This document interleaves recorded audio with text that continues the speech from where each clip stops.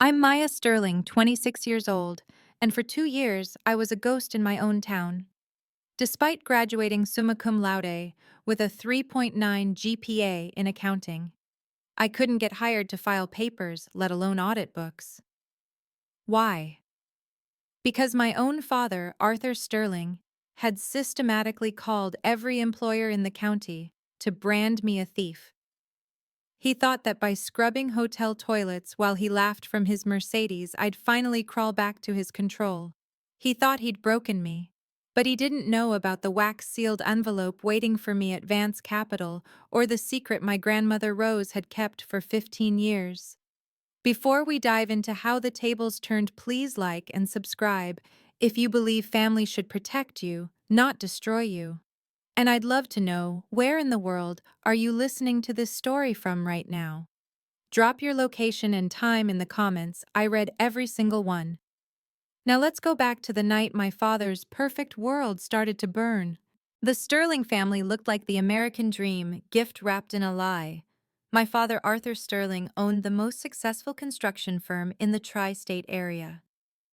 Our house was a sprawling colonial on 5 acres with a 4-car garage that housed his Mercedes, my mother Eleanor's Lexus, and a brand new BMW for my brother Julian.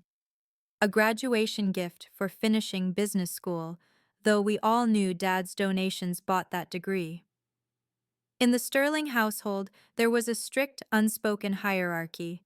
At the top was Arthur the King. Below him was Julian the heir apparent. At the bottom, somewhere near the expensive floorboards, was me. I learned early on that daughters in our house weren't people. We were accessories. When Julian wanted to study abroad in London, Dad signed the check without looking.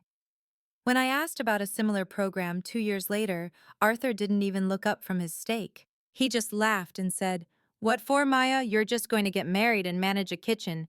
Save me the money and stay local." So I stayed. I went to the state university 40 minutes away, commuted in a beat-up sedan, and sat at the end of the dinner table every night passing the roast while Dad dispensed wisdom to his son. A man builds his legacy through grit and iron. Julian, he'd say, pointing his fork. He never pointed that fork at me. I was just the girl who cleared the plates. I'll never forget the night I was 16 standing outside the kitchen door when I heard him tell my mother, "Daughters don't need to achieve, Eleanor. They need to learn how to keep a home. Maya's job is to marry well. That's her only value to this firm." I stood in the hallway frozen. That was the first time I realized I wasn't a daughter to him. I was a liability to be managed. But the real war started the summer before my freshman year of college. My parents gave me a credit card. "For necessities," Eleanor said, sliding the plastic across the table. "Books, supplies, whatever you need for school." Arthur nodded behind his Wall Street journal. "Don't go crazy, but we've got you covered." I was 18 and desperate to prove I was responsible. I used that card exactly as I was told.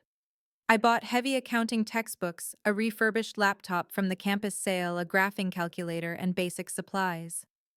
The total over 3 months came to $1,200. To a man who spent that on a single dinner meeting, it was pocket change. But the night the statement arrived, Arthur didn't see a student preparing for her future. He saw an opportunity to break my spirit. The dining room felt like a courtroom. The chandelier was dimmed and the paper was slammed onto the table so hard the crystal rattled. $1,200. Arthur's neck was flushed a deep, angry purple. "Who gave you permission to go on a shopping spree with my money?" "Dad, you said it was for school," I whispered, my heart hammering against my ribs. "The books alone were—" "I said necessities, not a luxury lifestyle," he roared. Eleanor sat there, twisting her wedding ring, her eyes fixed on her plate. "Arthur, the books are expensive this year." "Stay out of this, Eleanor." He turned his cold, predatory gaze back to me. "You'll pay back every cent, every single penny, or you can pack your bags and find a new roof to live under." I didn't argue. I worked 2 part-time jobs for 8-month shifts at a campus coffee shop and late nights at the library. I paid him back every dollar. I kept every receipt. I documented every transfer. I thought that by showing him my integrity, I would win his respect. I was wrong. Arthur Sterling didn't want my money. He wanted my submission. The debt cost me more than cash. Working 25 hours a week meant I couldn't carry a full course load. It took me 6 years to finish my degree instead of Bonn. 2 extra years of tuition Dad refused to help with. 2 extra years of living under his thumb, being reminded daily that I was a burden. I thought that once I graduated, once I had that 3.9 GPA and my accounting degree, I'd be free. I thought my hard work would be my ticket out. But my father has a long memory, and he knew how to weaponize a lie. He didn't just want me home, he wanted me buried. Graduation day should have been my victory lap. I walked across that stage with honors, clutching a degree that represented 6 years of blood, sweat, and tears. I scanned the crowd for my family, but I didn't see cheering faces. I saw 3 heads huddled together, Arthur, Eleanor, and Julian, laughing about something on Julian's phone. When my name was called, it felt like the applause was for a stranger. After the ceremony, Arthur approached me in the parking lot. He didn't offer a hug or a congratulations. He offered a cage. "Nice job, Maya," he said, his tone as dry as a business contract. "Now I've got a proposition. Come work at Sterling Construction. We need someone to handle the books. The position is unpaid for the first year. Consider it an apprenticeship.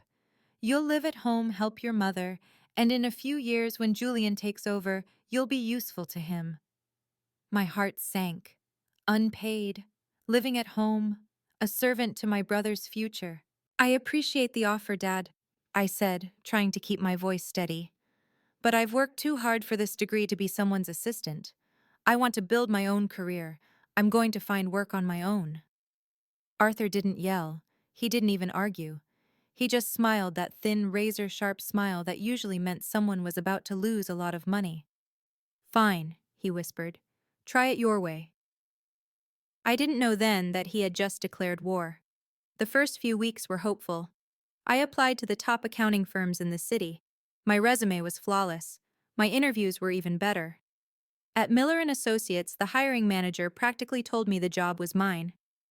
"You're exactly what we're looking for, Maya," she said, shaking my hand. 2 days later, I got a generic rejection email. Then it happened at the regional bank, then at a property management firm, then at a credit union. 20 applications, 20 great interviews, 20 sudden cold rejections. I spent my nights staring at my diploma, wondering if I was crazy. Was I saying something wrong? Was there a typo I missed? I started spiraling into a dark hole of self-doubt. The breaking point came at Patterson Financial. The HR manager, a woman with kind eyes named Mrs. Gable, listened to my answers, looked at my GPA, and then sighed. She closed my folder and leaned forward. "Maya, I'm going to tell you something I shouldn't," she said, her voice barely a whisper. "You are the most qualified candidate we've seen all month. But I think you should talk to your father." The air left my lungs. "My father? Why?" She looked genuinely pained. "I can't say more. Just ask him why no one in this county will touch your resume." I drove home with my hands white-knuckled on the steering wheel. A cold, sickening certainty was blooming in my chest. I found Arthur in his study swirling a glass of expensive scotch. "You called them—" I said the words, trembling with rage. "You called every single one of them." He didn't even deny it. He just leaned back and smirked.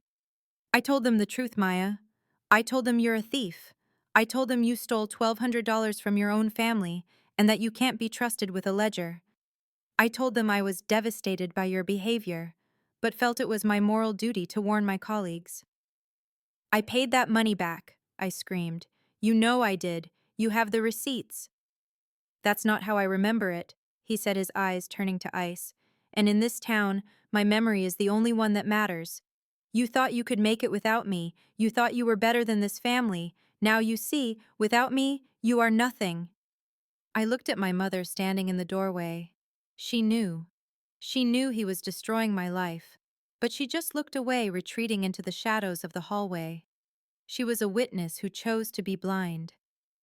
"Come home, Maya," Eleanor pleaded softly. Work for your father. All of this can go away. That's when I realized this wasn't about respect or the value of a dollar. This was about ownership. Arthur wanted to own me, and if he couldn't, he would starve me until I crawled back. But he underestimated how much I was willing to endure to be free. A week later, I applied for a job that didn't require a background check or a reference from a prestigious construction mogul.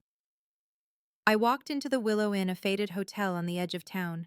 The manager, Sarah Jenkins, looked at my 3.9 GPA and then at my desperate eyes. "You want to scrub toilets and change sheets for minimum wage with a degree like that?" she asked. "I need to eat, Sarah," I said. "And I don't want to owe anyone a single favor." She handed me a wrinkled blue polyester uniform. "Shift starts at 6 a.m. Don't be late." For the next 6 months, I was a ghost. I scrubbed floors until my knees bled. I hauled heavy laundry bags until my back ached. I lived in a tiny studio apartment that smelled like damp carpet and lived on ramen noodles. Every time I felt like giving up, I remembered Arthur's smirk. I would rather clean 1,000 toilets than spend one more day as a puppet in his house. But the universe wasn't done testing me. Because 3 weeks later, my father, mother, and Julian walked into the hotel restaurant for a celebratory dinner. And they made sure I was the one who saw them. 6 months into my life as a ghost, the breaking point arrived. One Friday evening, while pushing my supply cart past the hotel restaurant, I heard a laugh that made my blood turn to ice. My father was holding court at a window table celebrating a new contract. He spotted me, polyester uniform, rubber gloves and all, and raised his wine glass in a mock toast. "Look, Eleanor," he projected for the whole room to hear. "Our daughter finally found a job she's qualified for." Julian snickered while my mother stared at her salad as if it held the secrets to the universe. I didn't cry. I just pushed my cart into the shadows, a cold, hard stone forming in my chest. That night, while digging through a box of old things to sell for rent, I found my college phone. I plugged it in on a whim, and as it buzzed to life, a notification appeared. One unheard voicemail. Date 3 years ago. "Miss Sterling, this is Walter Henderson. I'm calling regarding the estate of Rose Montgomery. There are documents pertaining to her will that require your immediate attention." I froze. 3 years ago, in the fog of grief after Grandma Rose passed, I had missed this. I called the firm immediately, only to be told that my father had contacted them years ago, claiming I wasn't interested in the inheritance. He hadn't just stolen my career, he had intercepted my legacy. But Grandma Rose knew Arthur better than anyone. She knew he would try to trap me. On a desperate whim, I applied to Vance Capital, the largest financial firm in the state. I didn't expect a reply. Instead, I got an email that stopped my heart. "CEO Nathaniel Vance would like to meet you personally." 2 days later, I stood in a 26th floor office that overlooked the entire city. Nathaniel Vance didn't look at my scuffed shoes. He looked at me with a strange sense of relief. He walked to a vintage safe and pulled out a wax-sealed envelope. "Your grandmother was the only person who believed in me when I had nothing," Nate said softly. "She made me promise one thing 15 years ago, that when a woman named Maya Sterling came to me for a job, I'd give her this." With shaking hands, I broke the seal. Inside was a letter and a notarized certificate. I read the words and felt the world tilt. "Certificate of Stock Ownership, Maya Sterling, 8% founding stake." Grandma hadn't just left me money. She had made me a founding partner in the very firm my father was currently begging for a contract. The cage door wasn't just open, it had been vaporized. The Grand Meridian Ballroom was a sea of silk champagne and power. I stood in a private room upstairs looking at the woman in the mirror. I wasn't wearing a blue polyester uniform anymore. I was wearing a navy silk gown, my hair swept up, and Grandma Rose's pearl earrings catching the light. I didn't look like a thief or a failure. I looked like a Sterling who had finally stopped playing by the family rules. Through the window, I saw them. Arthur was working the room like a politician, his chest puffed out as he cornered Nathaniel Vance near the bar. He was deep in his pitch, desperate for the construction contract that would save his company's declining reputation. I watched him lean in, laughing that hollow, confident laugh, likely spinning another lie about his troubled daughter to gain sympathy. "Ready?" Nathaniel's assistant asked. I touched the letter in my clutch, the one where Grandma Rose told me I didn't owe anyone my obedience. "Ready," I replied. As I stepped onto the balcony, Nathaniel took the microphone. The room fell silent. "Tonight is about the future of Vance Capital," he announced. "And that future involves someone who represents the very integrity this firm was built on. Please welcome our newest senior analyst and a founding shareholder of this company, Miss Maya Sterling." The spotlight hit me as I descended the stairs. The silence in the room was deafening, broken only by the sharp clink of a glass shattering. That was Julian. He was staring at me like he'd seen a ghost. Arthur looked as if he'd been struck by lightning. His face went from smug to ghostly white, then to a terrifying shade of purple.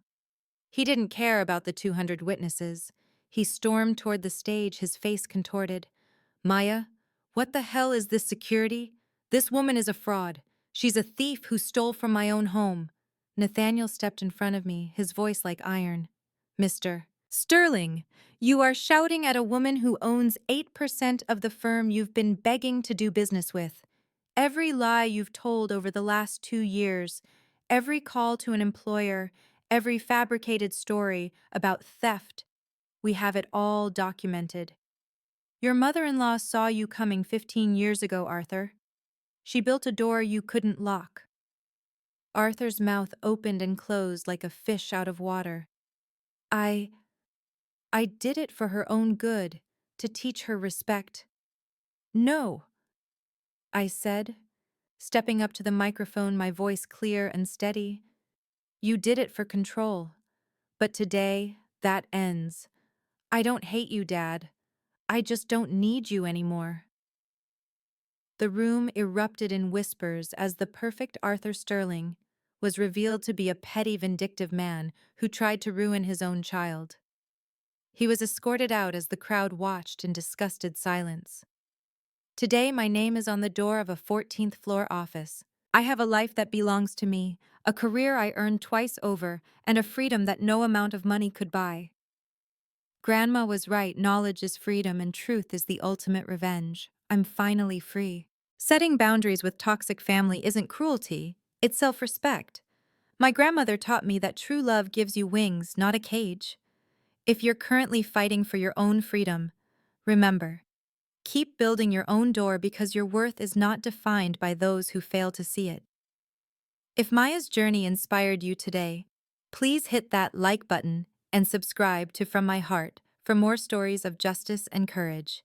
Don't forget to comment Team Maya below so I know you made it to the end. Thank you so much for watching, and I'll see you in the next one. Stay strong and stay free.